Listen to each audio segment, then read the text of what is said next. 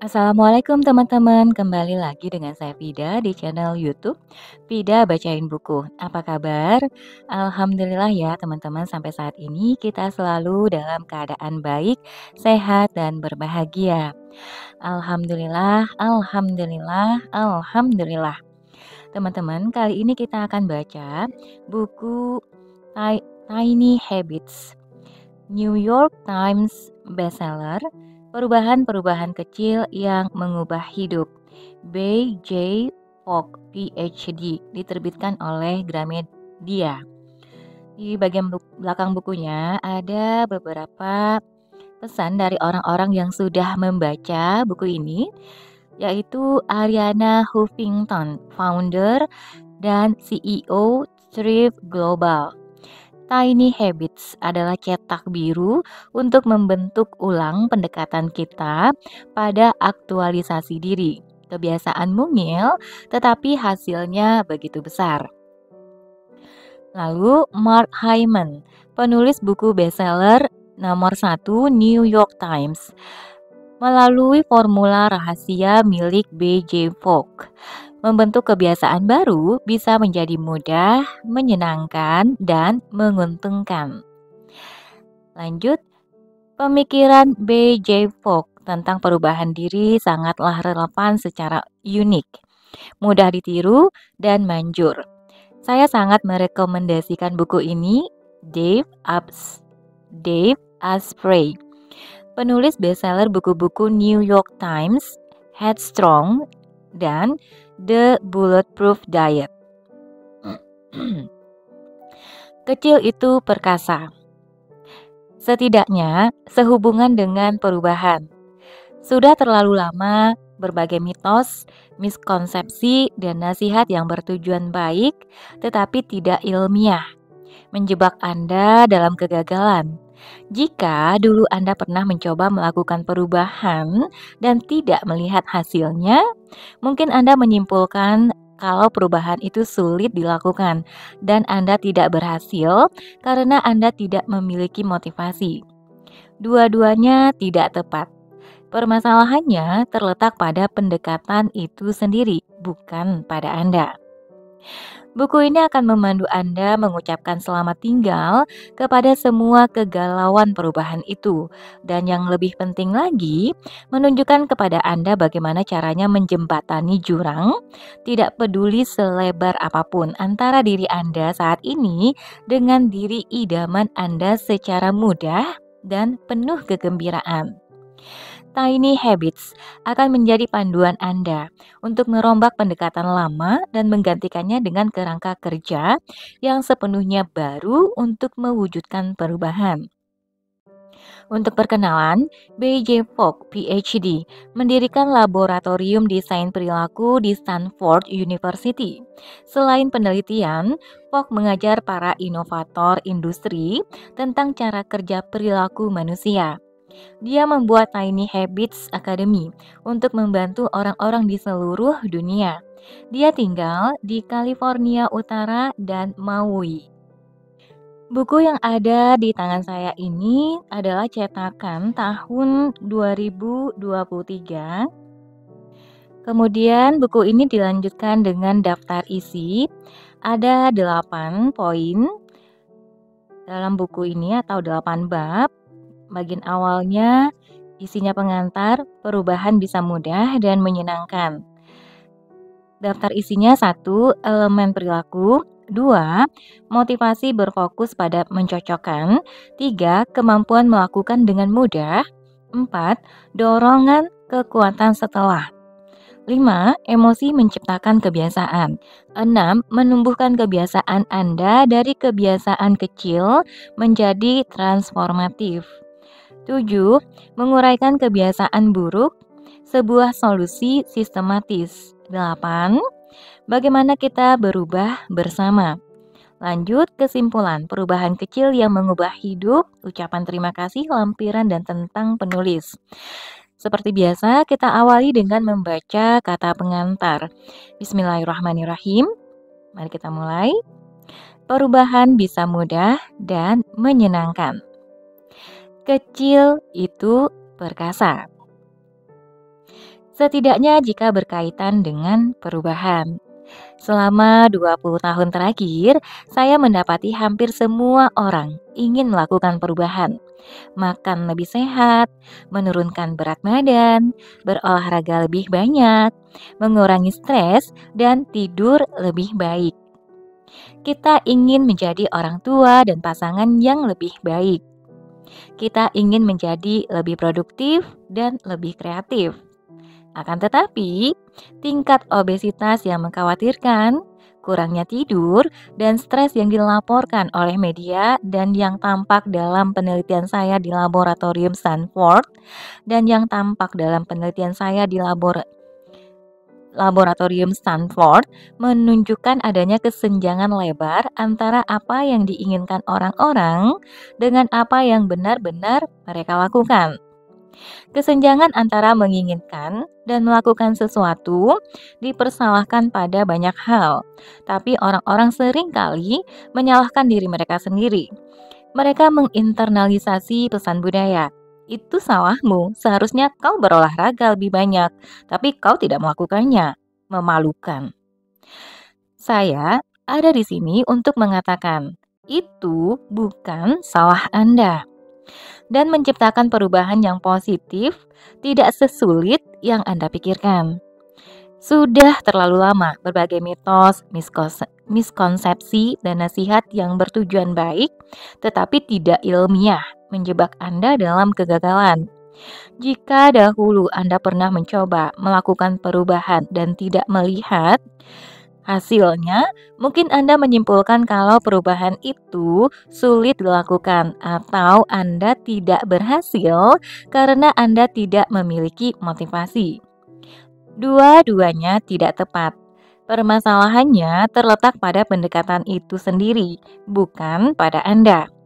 Coba pikirkan, jika Anda mencoba menyusun lemari berlaci dengan instruksi yang tidak tepat dan ada beberapa bagian yang hilang, Anda akan merasa frustrasi. Namun, Anda mungkin tidak akan menyalahkan diri sendiri karenanya, kan? Alih-alih, Anda akan menyalahkan pabriknya. Kalau berhubungan dengan berbagai upaya gagal dalam melakukan perubahan, kita hampir tidak pernah menyalahkan pabriknya. Kita menyalahkan diri kita sendiri. Ketika hasilnya tidak sesuai ekspektasi kita, sang kritikus dalam diri kita menemukan celah dan melangkah ke panggung. Banyak dari kita yang percaya bahwa jika kita tidak berhasil menjadi lebih produktif, menurunkan berat badan, atau berolahraga secara teratur, pasti ada yang salah pada diri kita. Andaikan kita orang yang lebih baik lagi, kita tidak akan gagal. Andaikan kita mengikuti program itu seteliti mungkin, atau menepati janji yang kita ucapkan pada diri kita sendiri itu, kita pasti akan berhasil. Kita hanya perlu membenahi diri, lalu bangkit kembali dengan usaha sendiri dan berusaha dengan lebih baik. Benar kan? Tidak, maaf, itu tidak benar. Problemnya bukan pada diri kita. Problemnya ada di pendekatan kita terhadap perubahan. Itu adalah cacat desain, bukan cacat pribadi. Membangun kebiasaan dan menciptakan perubahan yang positif bisa mudah jika Anda memiliki pendekatan yang tepat. Suatu sistem yang berdasarkan cara kerja psikologi manusia yang sebenarnya. Suatu proses yang menjadikan perubahan lebih mudah. Cara-cara yang tidak bergantung pada asumsi atau prinsip yang cacat. Pemikiran populer tentang pembentukan kebiasaan dan perubahan mengompori dorongan kita untuk menetapkan ekspektasi yang tidak realistis. Kita tahu bahwa kebiasaan itu penting. Kita hanya membutuhkan lebih banyak kebiasaan baik dan lebih sedikit kebiasaan buruk. Akan tetapi, disinilah kita berada. Masih bersusah payah untuk berubah. Masih berpikir bahwa itu salah kita. Semua penelitian dan pengalaman pribadi menunjukkan bahwa ini adalah pola pikir yang salah. Untuk mendesain berbagai kebiasaan sukses dan mengubah perilaku, Anda harus melakukan tiga hal, yaitu berhentilah menghakimi diri sendiri. Lalu, tentukan aspirasi Anda dan pecahlah menjadi perilaku kecil-kecil. Kemudian terakhir, terimalah kesalahan sebagai penemuan baru dan gunakan mereka untuk melangkah maju. Mungkin ini terasa tidak intuitif. Saya tahu, tidak semua orang mampu melakukannya secara alami. Mengkritik diri sendiri adalah kebiasaan tersendiri. Bagi sebagian orang, menyalahkan diri sendiri adalah sesuatu yang dilakukan otak Anda secara otomatis. Ini seperti kereta luncur yang melaju kencang menuruni jalur usang di bukit bersalju. Jika Anda mengikuti proses Tiny Habits, Anda akan mulai mengambil jalur yang berbeda. Dengan segera, salju akan menutupi curug-curug meragukan diri sendiri itu. Dengan segera, jalur yang baru akan menjadi jalur utama. Ini terjadi dengan cepat, karena dengan tiny habits, perubahan terbaik terjadi jika Anda menerapkannya dengan merasa gembira, bukan dengan merasa bersalah. Proses ini tidak menuntut Anda untuk mengandalkan tekad yang kuat atau menetapkan ukuran keberhasilan atau menjanjikan hadiah bagi diri sendiri. Tidak ada jumlah hari ajaib. Anda harus melakukan sesuatu.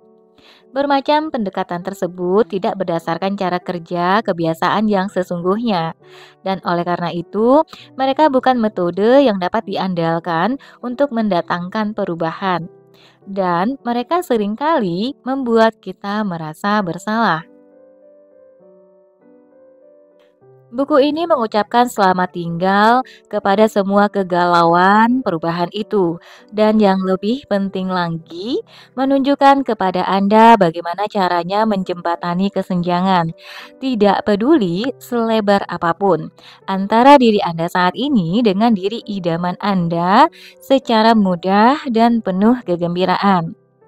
Tiny Habits akan menjadikan panduan Anda Tiny Habits akan menjadi panduan Anda untuk merombak pendekatan lama dan menggantikannya dengan kerangka kerja yang sepenuhnya baru untuk mewujudkan perubahan. Sistem yang akan saya bagikan kepada Anda bukanlah berdasarkan asumsi. Saya sudah menguji coba proses ini bersama lebih dari 40.000 orang selama bertahun-tahun penelitian dan perbaikan. Dengan melatih semua orang ini secara pribadi dan mengumpulkan data minggu demi minggu, saya tahu metode Tiny Habits ini efektif. Metode ini mengganti kesalahpahaman dengan prinsip yang terbukti dan menukar saran dengan proses. Anda akan memperoleh apa yang dipelajari salah satu pendiri Instagram, bekas murid saya, tentang perilaku manusia untuk merancang aplikasi terobosan, dan Anda akan menerapkan metode yang sama untuk menciptakan perubahan terobosan dalam kehidupan Anda sendiri dan kehidupan orang lain. Hebatnya lagi, Anda bisa bersenang-senang begitu Anda menyingkirkan semua penghakiman.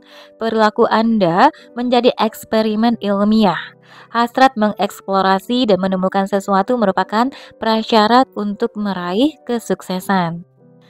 Lanjut, desain perilaku. Selamat datang dalam desain perilaku. Ini adalah sistem komprehensif saya untuk berpikir secara jernih tentang perilaku manusia dan untuk mendesain cara-cara sederhana untuk mentransformasi kehidupan Anda. Karya awal saya dalam desain perilaku membantu para inovator menciptakan berbagai produk yang digunakan jutaan orang setiap harinya untuk menjaga kebugaran, menabung, menyetir secara efisien, dan sebagainya. Setelah menyaksikan kekuatan metode ini dalam merancang solusi bisnis yang sukses, saya mengalihkan fokus pada hal-hal yang sifatnya lebih pribadi. Bagaimana cara mengubah perilaku kita sendiri? Saya memfokuskan diri pada berbagai perubahan yang ingin dibuat orang-orang terhadap diri mereka sendiri. Dan saat menatap cermin, saya melihat banyak hal yang bisa diperbaiki. Saya memutuskan untuk melakukan apa yang dilakukan semua ilmuwan nekat. Saya bereksperimen dengan diri saya sendiri. Saya mengutak-atik perilaku yang ingin saya masukkan dalam kehidupan saya. Saya melakukan hal-hal konyol yang ternyata sukses besar, seperti melakukan push up 2 hitungan setiap kali selesai buang air kecil. Saya melakukan hal-hal yang kelihatannya rasional tapi gagal total, seperti mencoba makan 1 jeruk setiap hari saat makan siang.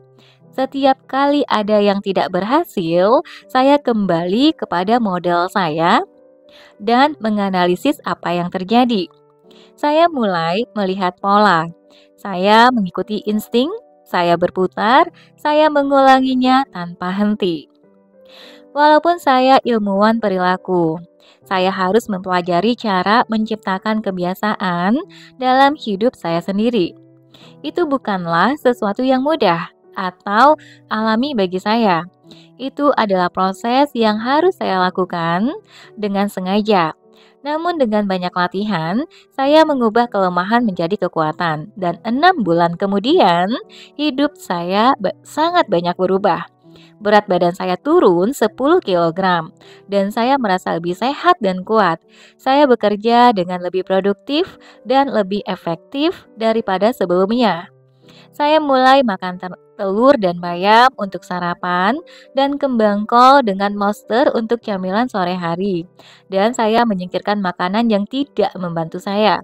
Setiap hari, saya memulai aktivitas dengan serangkaian kebiasaan yang mengangkat semangat saya dan saya merancang serta merancang ulang kehidupan dan lingkungan saya agar bisa tidur dengan lebih baik.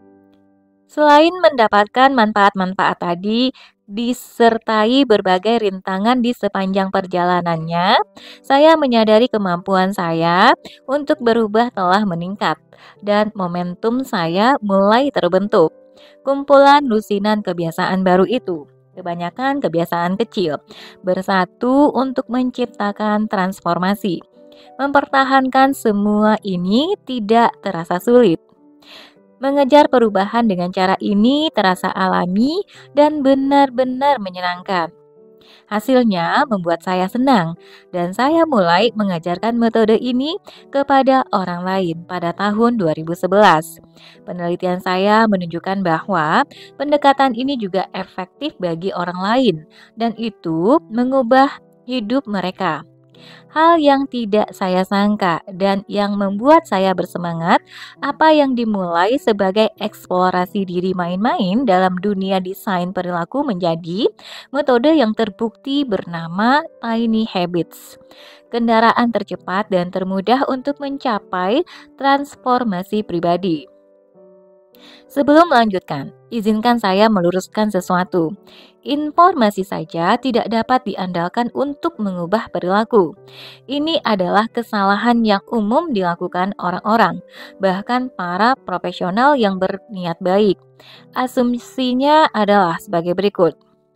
Jika kita memberikan informasi yang benar kepada orang-orang, itu akan mengubah sikap mereka, yang pada akhirnya akan mengubah perilaku mereka. Saya menyebut hal ini sebagai kesalahpahaman informasi aksi. Banyak produk dan program, serta para profesional yang bermaksud baik, yang berniat mengedukasi orang-orang sebagai cara untuk mengubah mereka. Di berbagai konferensi profesional, mereka mengatakan hal-hal seperti kalau orang-orang mengetahui faktanya, mereka pasti akan berubah. Seperti yang Anda alami sendiri, Anda akan menyadari informasi saja tidak mengubah hidup Anda, dan itu jelas-jelas bukan salah Anda. Dalam penelitian saya tentang pembentukan kebiasaan yang dilakukan sejak 2009, saya menemukan bahwa hanya ada 3 hal yang bisa kita lakukan yang akan menciptakan perubahan yang langgeng: mengalami pencerahan, mengubah lingkungan kita, atau mengubah kebiasaan kita dalam langkah-langkah kecil. Menciptakan pencerahan sejati bagi diri kita sendiri atau orang lain adalah sesuatu yang sulit dilakukan dan mungkin mustahil. Kita harus menyingkirkan pilihan itu kecuali kita memiliki kekuatan sihir. Saya tidak punya. Akan tetapi, ini kabar baiknya. 2 pilihan lainnya bisa menuntun kita kepada perubahan yang langgeng. Jika kita mengikuti program yang tepat, dan Tiny Habits memberi kita cara baru untuk memanfaatkan kekuatan lingkungan serta langkah-langkah kecil. Untuk memulai, untuk memulainya, kita harus menciptakan kebiasaan positif. Dan menciptakan kebiasaan positif yang kecil merupakan jalan menuju mengembangkan kebiasaan yang jauh lebih besar. Begitu Anda memahami cara kerja Tiny Habits dan mengapa metode ini efektif, Anda bisa membuat perubahan besar satu kali. Big one-time change. Anda bisa menyingkirkan kebiasaan yang tidak diinginkan. Anda bisa membuat daftar perilaku impian seperti lari maraton. Saya akan membantu Anda melewati berbagai macam skenario perubahan perilaku yang mungkin akan Anda jumpai. Inti dari Tiny Habits ini adalah temukan perilaku yang ingin Temukan perilaku yang Anda inginkan, jadikan perilaku itu kecil, temukan tempat di mana perilaku itu bisa masuk secara alami dalam kehidupan Anda, dan pupuklah pertumbuhannya. Jika Anda ingin menciptakan perubahan jangka panjang, yang terbaik adalah dengan memulai dari yang kecil. Inilah alasannya. Kecil itu cepat. Waktu. Waktu tidak pernah cukup. Dan kita selalu menginginkan lebih banyak waktu. Kita makan burger yang sausnya menetes-netes di mobil dan melakukan panggilan conference call saat berada di pantai bersama anak-anak karena kita merasa terdesak oleh waktu. Tekanan ini membawa kita pada pola pikir berkekurangan. Kita yakin waktu tidak akan pernah cukup. Jadi kita berkata tidak terhadap perubahan karena merasa tidak mempunyai waktu untuk memupuk kebiasaan positif baru. Olahraga 30 menit sehari. Memasak makan malam yang sehat setiap malam.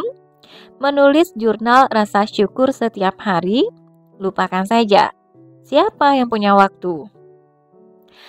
Anda bisa menegur diri Anda sendiri agar mulai melakukan perubahan, atau Anda bisa membuat hidup Anda jauh lebih mudah.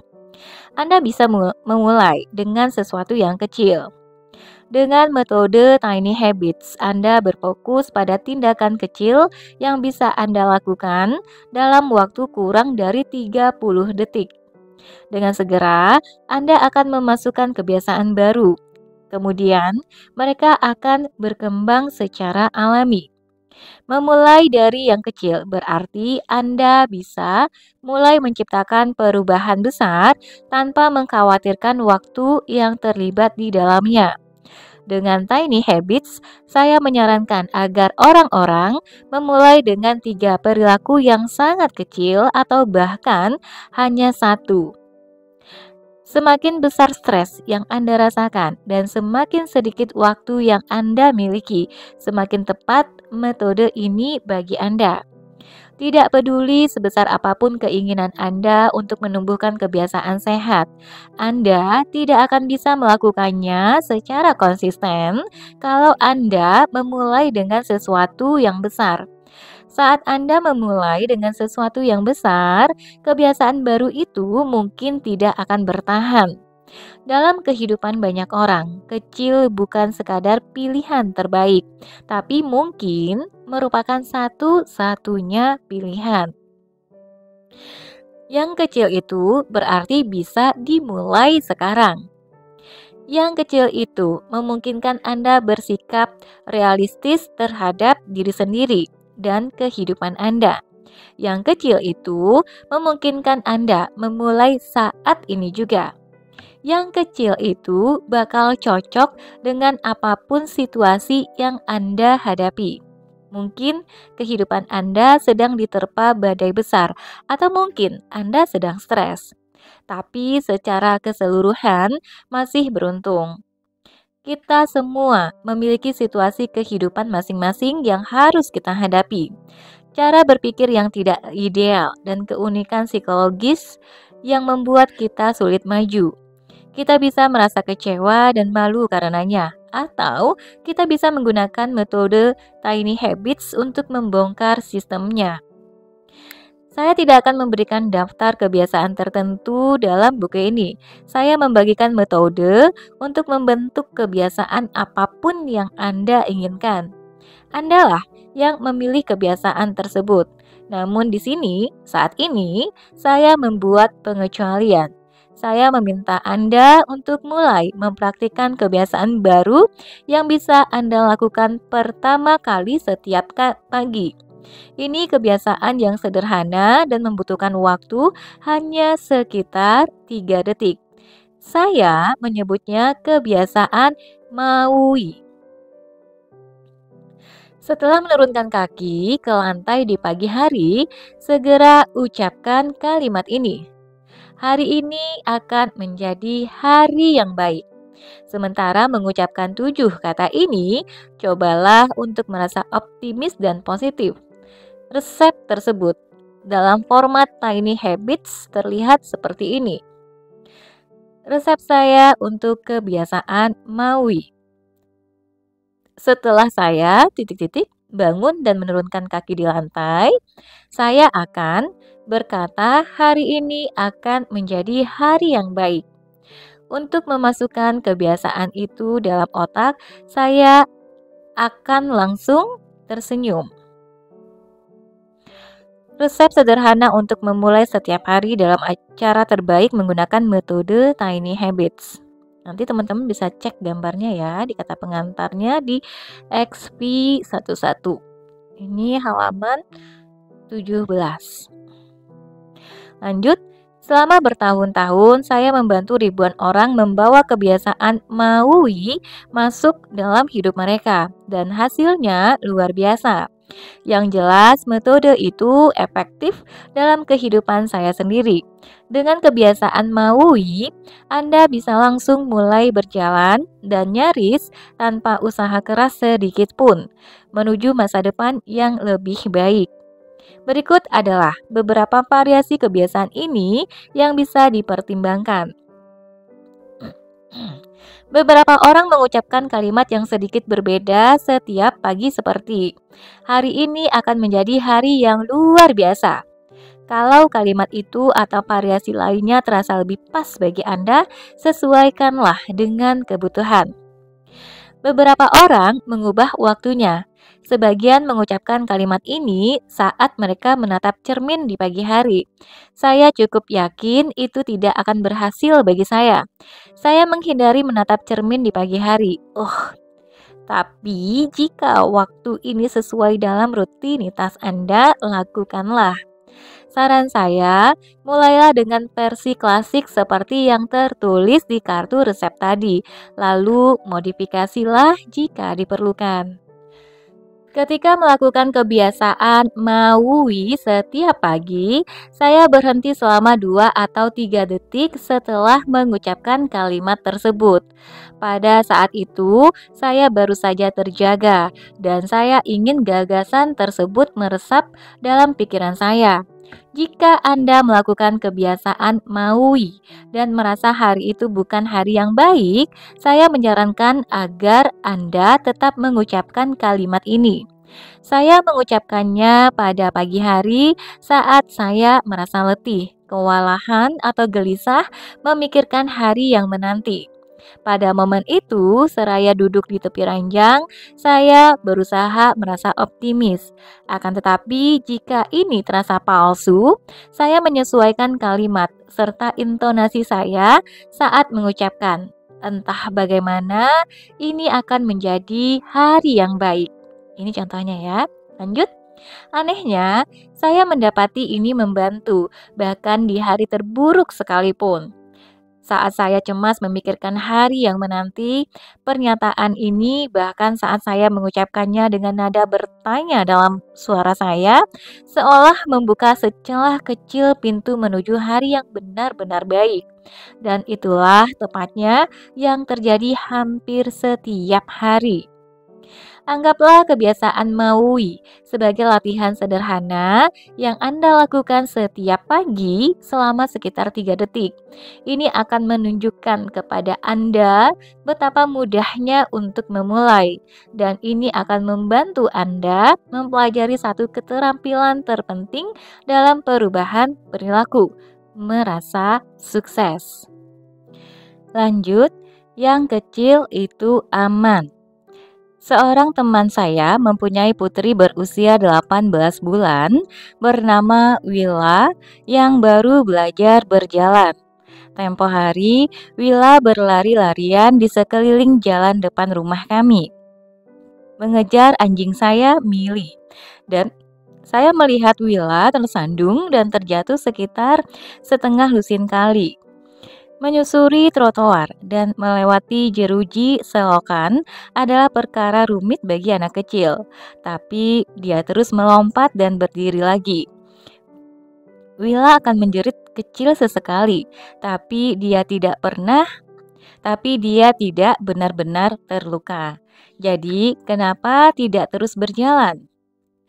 Andai saya yang sedang belajar berjalan dan terjatuh di jalan yang keras, saya pasti akan memar. Dengan tinggi badan saya 180 cm lebih, jatuh akan terasa lebih menyakitkan. Konsep yang sama berlaku pula dalam memulai perilaku atau kebiasaan baru. Kalau Anda tidak pernah melakukan yoga sebelumnya, ada banyak tempat untuk memulai, tapi semuanya memiliki tingkat risiko yang berbeda-beda. Anda bisa memutuskan untuk melakukan satu sun salutation, membayar untuk ikut kelas tak terbatas selama 1 bulan di studio yoga setempat, atau pergi ke India dengan menumpang pesawat untuk retreat 1 minggu di sana. Investasi waktu dan uang serta ekspektasi dari masing-masing pilihan sangatlah berbeda.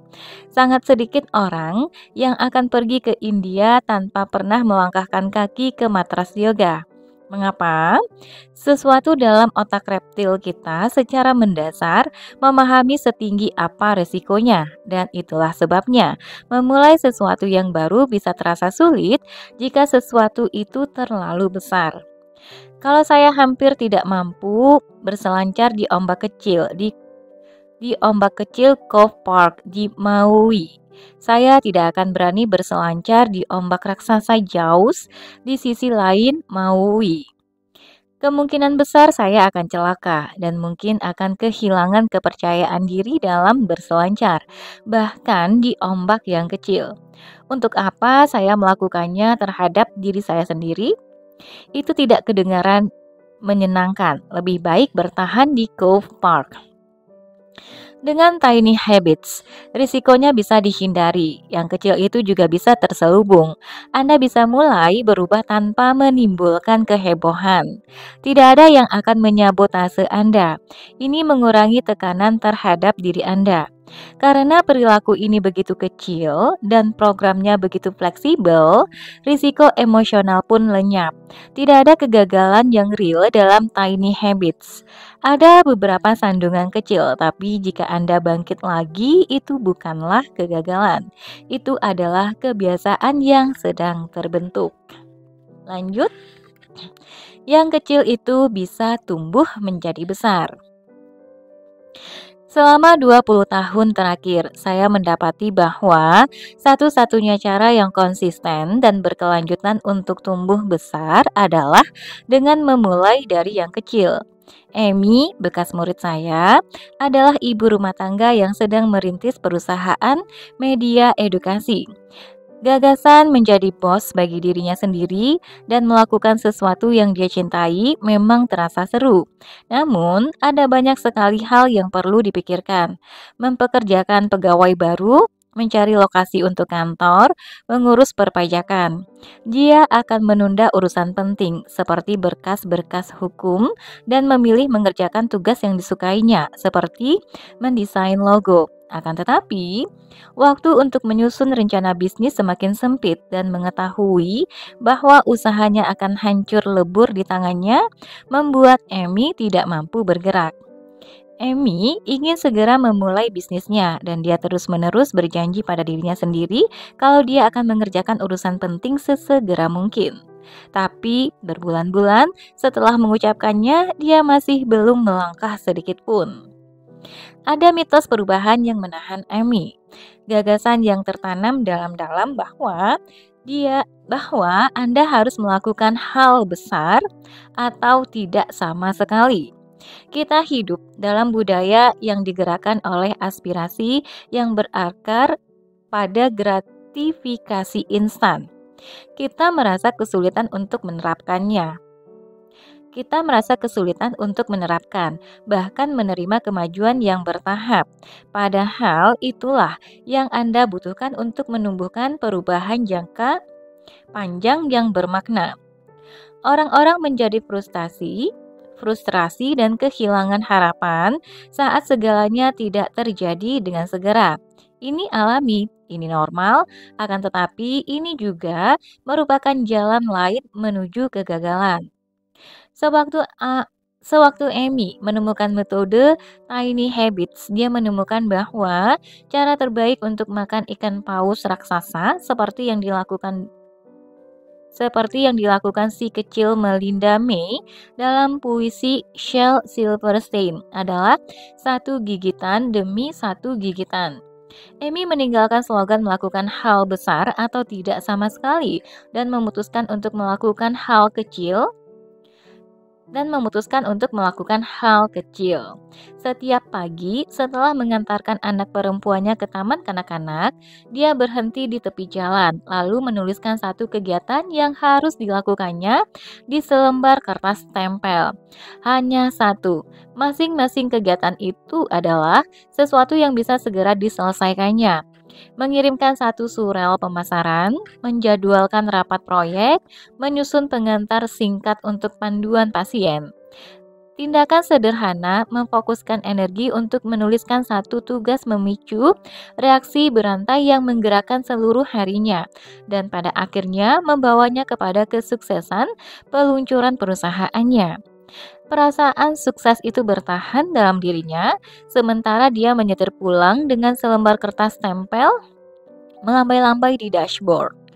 Setelah memarkir kendaraannya di depan rumahnya, dia mengambil kertas merah muda terang itu dan membawanya ke dalam untuk mencapai kesuksesan kilat.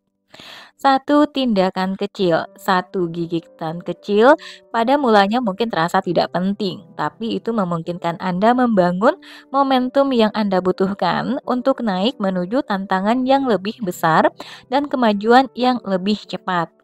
Tahu-tahu Anda sudah menghabiskan seluruh ikan paus itu. Lanjut, yang kecil itu tidak bergantung pada motivasi maupun tekad. Sehubungan dengan berbagai macam omongan tentang perubahan perilaku, banyak hal yang Anda dengar akan menyesatkan Anda. Berhati-hatilah. Bahkan teori akademis yang sering disebut pun seringkali tidak berhasil mentransformasi kehidupan orang-orang di dunia nyata. Seperti yang Anda ketahui, motivasi dan tekad seringkali dipromosikan. Orang-orang selalu mencari cara untuk meningkatkan mereka dan mempertahankan mereka untuk waktu yang lama. Masalahnya, baik motivasi maupun tekad selalu berubah-ubah sifatnya, dan itu membuat mereka tidak dapat diandalkan. Contoh kasus, Juni dari Chicago yang memiliki lebih banyak motivasi untuk membuat perubahan dibandingkan semua orang yang pernah saya jumpai. Kecanduannya terhadap gula mengancam kesehatannya, keluarganya, dan pekerjaannya. Sebagai penyiar radio pagi dengan jadwal super sibuk, Juni tidak pernah diam di tempat. Alih-alih duduk untuk makan siang, dia akan menenggak karamel macchiato dari Starbucks dari Starbucks. Kecepatan hidup sebagai penyiar memang intens dan dia berpikir dia membutuhkan gula agar dapat mengimbanginya. Juni percaya agar memiliki energi semacam itu, dia membutuhkan stimulan dan es krim adalah hal candu pilihan Juni. Rasa permen karet dan adonan kue lebih tepatnya. Sesampainya di rumah, dia akan ambruk, kedua anaknya bermain video game sementara dia tergeletak di sofa. Beberapa tahun sebelum saya bertemu Juni, ibunya meninggal karena diabetes. Seharusnya itu menjadi alarm peringatan. Satu-satunya motivasi yang Juni butuhkan. Namun, dia berusaha meredam penderitaannya dengan makan lebih banyak es krim rasa permen karet. Berat badan Juni bertambah 7 kilogram musim panas itu. Segera setelahnya, kedua saudara perempuannya didiagnosis menderita diabetes. Kemudian neneknya, yang juga menderita diabetes, meninggal. Penyakit itu menarget anggota keluarganya satu demi satu. Setelah bertahun-tahun menyebut kecanduan gulanya sebagai sweet tooth, Juni menyadari bahwa itu adalah sesuatu yang berbahaya. Dia kehilangan kendali. Pada titik ini, motivasinya meningkat. Beberapa kali dia mencoba menyingkirkan gula secara mendadak, dan cara itu berhasil selama sekitar 1 hari, mungkin 2 hari. Lalu dia akan mengkritik dirinya sendiri, merasa bersalah, mulai mengonsumsi gula lagi, dan melihat timbangannya terus merangkak naik. Juni berpikir menaklukkan gula adalah masalah tekad, bahwa dia tidak cukup kuat untuk berkata tidak. Ini mengesalkan dan membingungkan baginya, karena dia selalu mengidentifikasi dirinya sendiri sebagai seseorang yang bertekad sangat kuat dan teguh. Anda tidak akan bisa siaran di acara terpopuler dan terlaris di radio dengan cara lain. Namun, gagasan bahwa menghentikan kebiasaan adalah masalah tekad sama sekali tidak benar. Segera setelah Juni mengikuti salah satu camp pelatihan desain perilaku saya untuk alasan bisnis, dia mengamati lekat-lekat kehidupan pribadinya dan menyadari kecanduan gulanya merupakan masalah desain, bukan kecacatan pada karakternya. Kenyataan bahwa motivasinya naik turun bukanlah kesalahannya, itu bukan kelemahan moral. Begitu Juni memahami petuah kunci dalam desain perilaku, kesederhanaan mengubah perilaku. Dia memfokuskan kembali upaya pribadinya untuk menciptakan sekumpulan kebiasaan, kecil ukurannya, tapi besar dampaknya, yang membantunya menyingkirkan kebiasaan mengonsumsi gula untuk selamanya. Dia mendesain ulang lingkungannya dan mengganti semua camilan manis kesukaannya dengan camilan rendah gula yang masih dia sukai, bukan pengganti yang tidak menarik seperti batang seledri dan wortel. Dia memupuk serangkaian olahraga dan kebiasaan makan yang menyingkirkan dan melemahkan hasratnya terhadap gula. Juni juga mendapati bahwa kesedihannya yang belum teratasi memicu banyak perilaku konsumsi gulanya. Jadi dia menciptakan beberapa kebiasaan lain selalu dimulai dari sesuatu yang kecil untuk membantunya memproses perasaannya dalam cara yang lebih positif. Saat gelombang kesedihan meluap dan hendak menguasainya, Juni menjadikannya sebagai pendorong untuk menulis jurnal atau menghubungi seorang teman alih-alih mengambil sebatang permen. Mungkin yang terpenting di antara segalanya, Juni mampu mendekati semua kebiasaan baru itu dengan keterbukaan pikiran dan sikap menyayangi diri sendiri. Ada kalanya dia lengah terhadap gula, tapi dia tidak menganggapnya sebagai kegagalan karakter, melainkan sebagai masukan desain yang bisa dia gunakan untuk memperbaiki apa yang akan dilakukannya di masa depan.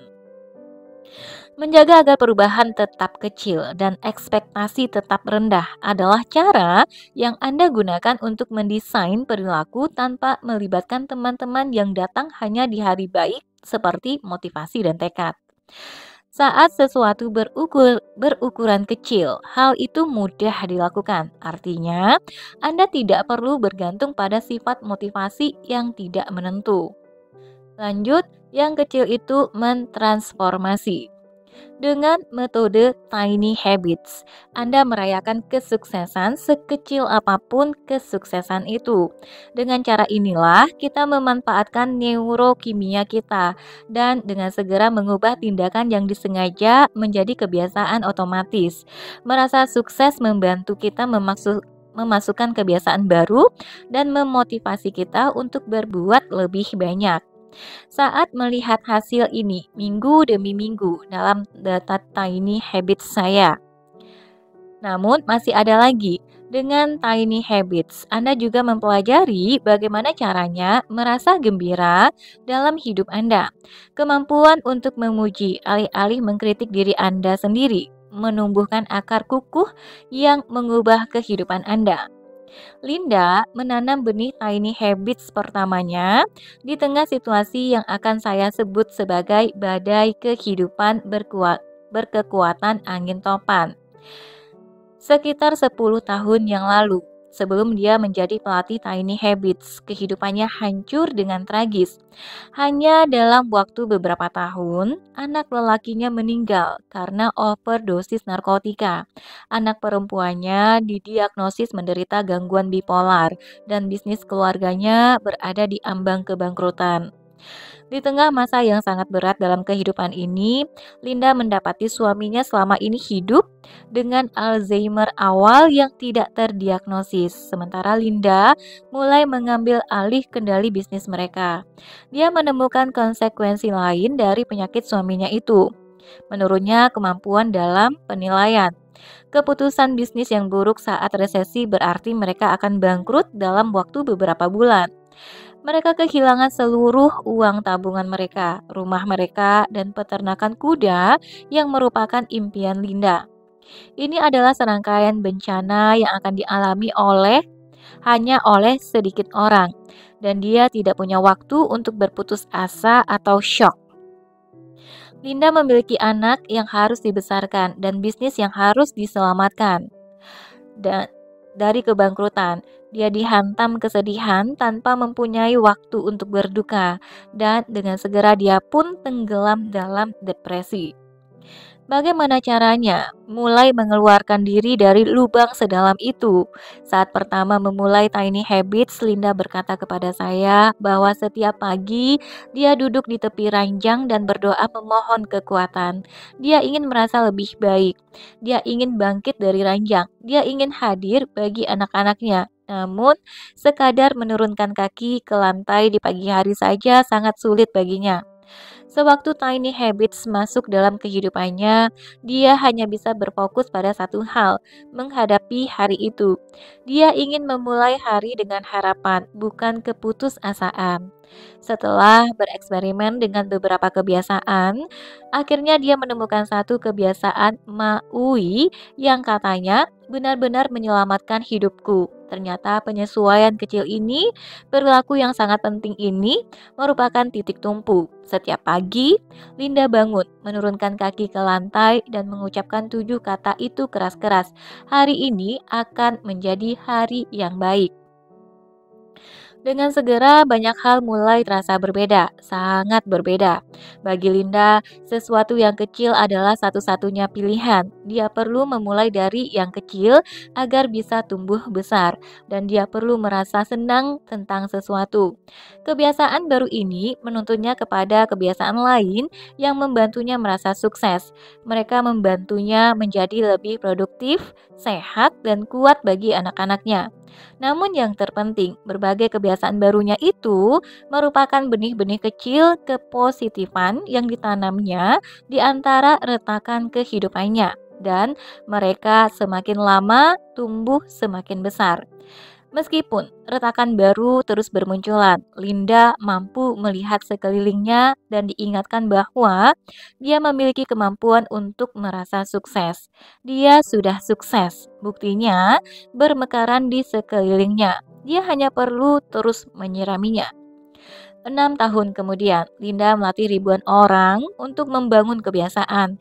Dia mencintai pekerjaannya di Tiny Habits Academy. Dia akan menjadi orang pertama yang berkata jika kehidupannya masih dipenuhi perjuangan. Namun, dia tidak lagi ragu-ragu saat bangun di pagi hari. Dia tahu sesuatu yang kecil itu mentransformasi, sehingga dia pun duduk dan menurunkan kaki ke lantai dan mengucapkan 7 kata-kata kecil itu. Hari ini akan menjadi hari yang baik. Di halaman XXVI ini ada sebuah kolom khusus, isinya Anatomy Tiny Habits. 1. Momen jangkar, anchor moment.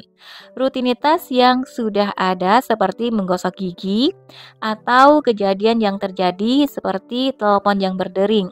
Momen jangkar mengingatkan Anda untuk melakukan perilaku kecil yang baru. Kedua, perilaku kecil itu yang baru. New tiny behavior. Versi sederhana dari kebiasaan baru yang Anda inginkan, seperti membersihkan 1 gigi dengan benang gigi atau melakukan push up 2 hitungan. Anda melakukan perilaku kecil segera setelah momen jangkar. 3. Perayaan instan, instant celebration. Sesuatu yang Anda lakukan untuk menciptakan emosi positif. Misalnya berkata, saya melakukannya dengan baik. Anda merayakan segera setelah melakukan perilaku kecil yang baru. Anchor, jangkar, behavior, perilaku, celebration, perayaan. Yang kecil itu dimulai dengan sebuah kunci. Saya tidak bangun suatu hari dan memutuskan untuk menerapkan ide langkah-langkah kecil secara ekstrim begitu saja. Pertama-tama, saya menemukan bagaimana cara kerja perilaku manusia yang sebenarnya. Saya membutuhkan waktu 10 tahun meneliti perilaku manusia untuk menemukan kunci yang membuka misteri tersebut. Tapi pada tahun 2007 saya menemukannya. Yang mengejutkan, jawabannya sederhana. Awalnya sulit untuk percaya kalau tidak ada orang lain yang pernah menemukan hal ini sebelumnya. Tapi sekarang saya memahami bahwa sebagian misteri itu ibarat teka-teki. Saat Anda mengetahui jawabannya, teka-teki kelihatan sulit untuk dipecahkan. Namun begitu Anda melihat jawabannya, solusi itu kelihatan sangat kentara. Dengan jawaban yang saya temukan, Anda bisa memecahkan kode perilaku. Semua perilaku. Meletakkan sikat gigi Anda di tempat yang baru. Mengeluarkan isi mesin cuci piring setiap pagi sebelum sarapan. Menyirami tanaman di sore hari. Melakukan 2 squat sementara kopi Anda diseduh di pagi hari. Mengeluarkan bak sampah di hari Rabu. Merokok, tidak merokok. Melihat waktu di jam tangan. Melihat waktu di ponsel. Mengecek Instagram pada jam 3 sore. Mencium pasangan Anda sepulang kerja, merapikan tempat tidur, tidak merapikan tempat tidur, makan coklat, tidak makan coklat, membaca buku ini, tidak membaca buku ini. Kebiasaan yang bertahun-tahun berusaha Anda bentuk itu. Kebiasaan yang bertahun-tahun berusaha Anda hentikan itu. Beberapa perilaku ini adalah kebiasaan positif. Beberapa yang lain tidak. Yang saya temukan adalah semua perilaku ini muncul dari komponen yang sama. Hubungan mereka menggerakkan setiap tindakan dan reaksi kita. Mereka adalah bahan pokok dari perilaku manusia. Dalam buku ini, saya membagikan model desain perilaku saya yang akan membantu Anda berpikir dengan jernih tentang perilaku. Saya juga menjelaskan metode saya yang akan membimbing Anda dalam mendesain kebiasaan. Untuk melihat bagian dari semua model dan metode dalam buku ini, silahkan lihat lampiran desain perilaku, model, metode, dan petuah pada 374. Berbagai model dan metode saya didukung oleh penelitian dalam ilmu perilaku dan bukti dari bidang yang berkaitan. Anda bisa menemukan banyak referensi di tinyhabits.com/reference. Dalam bab-bab selanjutnya, saya memasukkan semua latihan yang Anda butuhkan untuk mendesain ulang kebiasaan Anda. Kalau Anda menginginkan lebih banyak latihan, Anda bisa menemukan lembar kerja dan sumber lainnya di tinyhabits.com/resources. Saat Anda mengetahui cara menyetel komponen perilaku manusia, Anda bisa mulai menghadapi tantangan perubahan perilaku apapun dalam kehidupan Anda. Artinya, tidak akan ada perasaan terjebak. Artinya, Anda bisa menjadi orang yang Anda inginkan. Kalau ini kedengarannya luar biasa dan gila dan agak menakutkan, jangan khawatir. Saya akan mendampingi Anda membagikan apa yang saya pelajari dari membantu ribuan orang mengubah kehidupan mereka. Jadi, dari mana kita memulai? Dengan kunci yang membuka misteri model perilaku Fogg. Lanjut, di halaman berikutnya ini ada informasi tentang latihan-latihan. Mari kita mulai baca. Latihan kecil untuk mulai berlatih tiny habits. Cara terbaik untuk mempelajari metode Tiny Habits adalah dengan langsung melatihnya. Jangan menunggu. Mulailah dengan kebiasaan maui, seperti yang saya jelaskan sebelumnya. Selain itu, lakukanlah beberapa latihan berikut ini. Dalam semua ini, jangan berusaha menjadi sempurna. Alih-alih, terapkanlah pola pikir habitier seseorang yang mempraktekkan tiny habits. Artinya, Anda langsung terjun dan belajar sambil melakukannya. Di sepanjang perjalanan, jangan stres atau tegang. Bersikaplah fleksibel dan bersenang-senanglah. Latihan 1. Kebiasaan membersihkan gigi dengan benang gigi. Anda tentu mengetahui cara membersihkan gigi dengan benang gigi. Semua gigi Anda. Namun jika Anda seperti kebanyakan orang, Anda tidak menjadikannya kebiasaan. Itu bukan sesuatu yang otomatis dalam hidup Anda. Latihan ini bisa membantu Anda mengubah hal itu dengan cara berfokus pada keotomatisan kebiasaan tersebut, bukan ukurannya. Nanti di bagian bawah bukunya ada bentuk seperti kartu, yaitu bertuliskan resep saya, metode Tiny Habits. Setelah saya titik-titik menggosok gigi, saya akan membersihkan satu gigi dengan benang gigi. Untuk memasukkan kebiasaan itu dalam otak, saya akan langsung tersenyum. Lanjut, langkah 1. Temukan tipe benang gigi yang Anda sukai. Mungkin Anda perlu mencoba beberapa jenis benang gigi yang berbeda untuk mengetahui apa yang terasa paling pas untuk Anda. Langkah 2. Letakkan benang gigi itu di meja atau rak kamar mandi Anda, idealnya tepat di samping sikat gigi. Langkah 3. Setelah Anda meletakkan sikat gigi, raihlah wadah benang gigi itu. Lalu ambil seutas benang gigi. Langkah 4. Bersihkan satu gigi dengan benang gigi. Langkah 5. Tersenyumlah kepada diri Anda sendiri di cermin dan bergembiralah karena sudah menciptakan satu kebiasaan baru. Catatan, dalam hari-hari ke depan, Anda bisa membersihkan lebih dari satu gigi jika Anda mau. Tapi, anggaplah apapun yang lebih dari satu gigi sebagai poin tambahan. Anda telah berusaha lebih keras. Latihan 2. Mulai cepat. Saya menulis buku ini untuk membagikan metode Tiny Habits secara mendalam. Ketika Anda membaca berbagai bab berikutnya, Anda akan mempelajari cara kerja perilaku dan cara menciptakan kebiasaan dengan cepat dan mudah, selangkah demi selangkah. Anda mungkin ingin segera membangun kebiasaan seperti saat ini juga. Itulah maksud dari latihan opsional ini. Berikut ini adalah 3 opsi mulai cepat untuk tiny habits. Anda dapat melakukan salah satunya atau ketiganya, keputusannya ada pada Anda. Bukalah bagian akhir buku ini dari halaman 398 hingga halaman 421.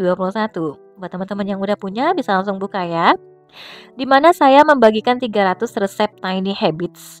Pilihlah 3 resep yang menginspirasi Anda. Jika perlu, revisilah setiap resep agar lebih sesuai dengan kehidupan Anda. Kemudian selami dan mulailah berlatih. Kunjungilah tinyhabits.com/recipes. Di web itu, Anda akan menemukan sarana yang mudah digunakan dan akan membantu Anda merancang resep tiny habits. Setelah Anda memiliki beberapa rancangan kebiasaan, Anda dapat segera mulai berlatih. Lalu kunjungilah tinyhabits.com/join. Di web itu, Anda dapat bergabung dengan program gratis dari saya selama 5 hari. Anda akan menerima bimbingan pribadi dari pelatih Tiny Habits yang telah saya latih, manusia sungguhan, yang baik hati dan suportif. Langkah 3. Ingatkan diri Anda sendiri bahwa Anda berubah paling efektif dengan merasa gembira. Kalau ada satu konsep dalam buku ini yang saya ingin Anda terima sepenuhnya, itu adalah konsep ini. Orang berubah paling efektif dengan merasa gembira, bukan dengan merasa bersalah. Demi tujuan itu, saya menciptakan latihan ini untuk Anda. Langkah 1. Tulislah kalimat ini di secari kertas kecil. Saya berubah paling efektif dengan merasa gembira, bukan dengan merasa bersalah. Langkah 2, tempelkan kertas itu di cermin kamar mandi Anda atau di tempat manapun yang akan sering Anda lihat. Langkah 3, bacalah kalimat itu sering-sering. Langkah 4, perhatikan bagaimana pengetahuan ini bekerja dalam kehidupan Anda dan terhadap orang-orang di sekeliling Anda. Oke teman-teman, sampai di sini dulu untuk kata pengantar buku ini. Nanti kita akan lanjutkan dengan bab 1, elemen perilaku. Terima kasih sudah mendengarkan. Sampai jumpa. Assalamualaikum warahmatullahi wabarakatuh.